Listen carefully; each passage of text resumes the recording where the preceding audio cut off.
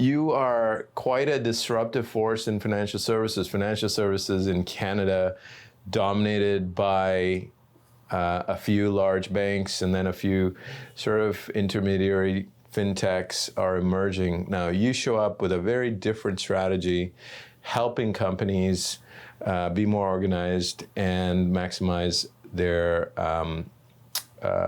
expenses and their capital. How did you think of disruption? Like, did you have apprehension? You're going up against some pretty entrenched forces.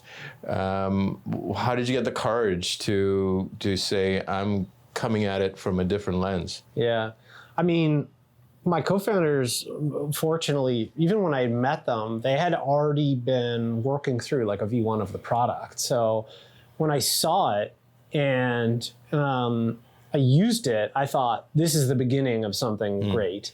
And we had customers, prospective customers, who said, if you build this, I'll pay for it and I'll use it because I really want it. And I think that customers solve all problems. Like any fear, anxiety you have about a market opportunity, if you just look at spreadsheets and do market studies, you're not going to work up the courage. When you go to customers and you sit in their office and say, you know, here's a product.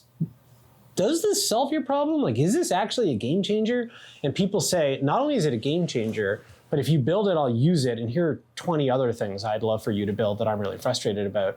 You walk out of those meetings and you go, I feel more confident. And now I feel like I have an obligation that we need to do this. And so it's building anything is hard. It's scary. There's lots of uncertainty. But the principles that we talked about, and I think still are core to who we are, you know, speed. We're going to operate and innovate quickly. With our customers, we're going to give them the best customer service they've ever had. Like we have a saying here at Float, not tomorrow, today, not next week, this week. The idea is 24 hours a day, 7 days a week, customers are doing business. Like there's no at work hours, there's no holidays. People, especially that are running small businesses, it's always on. The idea of, you know, reach out to us between 9 and 5 or why don't you swing by the branch? We hated that. And so we said from the beginning, we're going to meet customers where they are, which is mostly online. We're going to provide them with the best customer service in the industry. We're going to respond to them in 1 minute or less.